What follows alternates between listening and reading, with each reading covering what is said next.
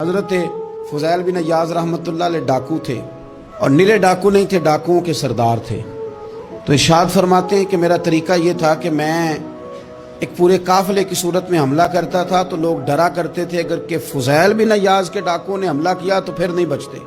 ایک دن گزر رہا تھا تو ایک قاری صاحب آیت پڑھ رہے تھے، لا تقنطوا من رحمت اللہ، اللہ کی رحمت سے کبھی نا امید نہ ہونا، ان اللہ یغفر الذنوب جمیعا، بے شک وہ سارے ہی گناہ معاف کر دے گا۔ آپ فرماتے ہیں میرے دل میں بات اثر کر گئی، ماننا ہے نا۔ جس نے نہیں ماننا اس نے 6666 آیتوں کا ترجمہ پڑھ کے بھی توجہ نہیں کرنی۔ آپ ارادہ کریں نا، آپ اپنی دل کی زمین کو زرخیز بنائیں۔ فرماتے ہیں میں فوراً وہ آیت سنی تو میں رویا، اور میں وہ حافظ صاحب کے پاس چلا گیا، ان سے اجازت لی، ان کے کمرے میں داخل ہوا۔ میں نے کہا آپ نے ابھی آیت پڑھی ہے کہ اللہ سارے گناہ معاف کر دے گا؟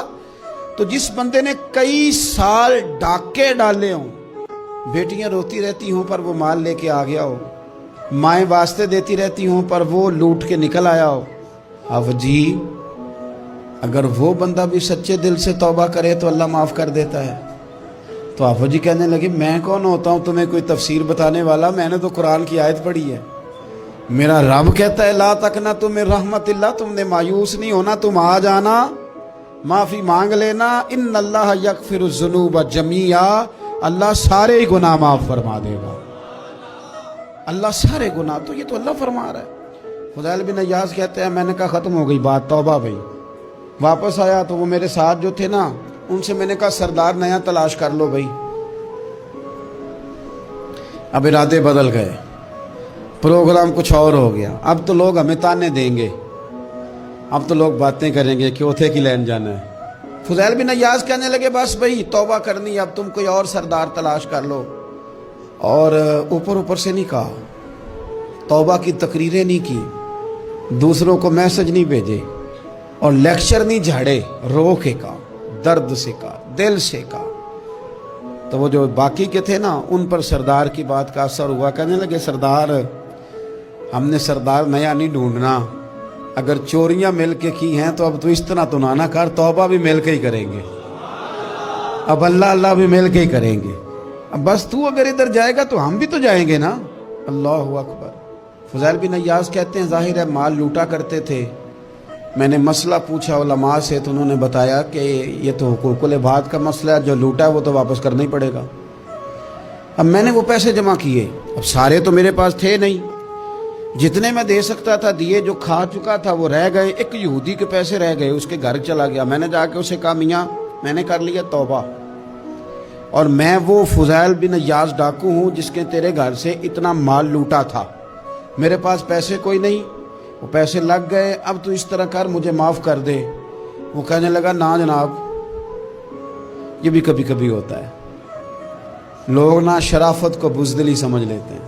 فضیل بن عیاض سے کہنے لگا میں تو پیسے لوں گا، ایسے تو نہیں معاف کرتا۔ آپ فرمانے لگے پیسے تو کوئی نہیں، یہ سچی توبہ ہے۔ وہ کہنے لگا پھر اس طرح کرو میری اونٹوں کو چارہ ڈالو، پیسے پورے ہوئے تو چلے جانا۔ کل ڈاکو تھے، ابھی وہ تلوار چلانی آتی ہے، نیزہ چلانا آتا ہے، ڈٹنا آتا ہے، اعصاب مضبوط ہیں، مسئلہ کوئی نہیں، لیکن توبہ سچی کی ہے نا، یہ سچی توبہ والے لوگوں کا طریقہ ہے۔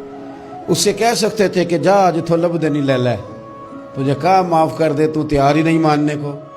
حضرت فضیل بن عیاض کہنے لگے اگر اونٹوں کو چارہ ڈالنے سے تو معافی دیتا ہے نا تو میں تیرے اونٹوں کو چارہ ڈالنے کو بھی تیار ہوں۔ کیوں کہ راضی اللہ کو کرنا ہے، اپنے ضمیر سے بوجھ اتارنا ہے، بندوں کے سامنے سرخرو نہیں ہونا، اللہ کے حضور ہونا ہے۔ توبہ کا مطلب ہے رب کوئی بارگاہ میں سرخرو ہونا، بندوں کے سامنے نہیں۔ حضرت فضیل بن عیاض سے کہنے لگے ڈالیں گے تیرے اونٹوں کو چارہ، کیوں نہیں ڈالنا۔ 2-4 دن چارہ ڈالا تو وہ یہودی ایک دن کہنے لگا کہ یہ نا ٹھیکریوں سے بڑی ہوئی تھیلی ہے، یہ تو ذرا اٹھا کے لا۔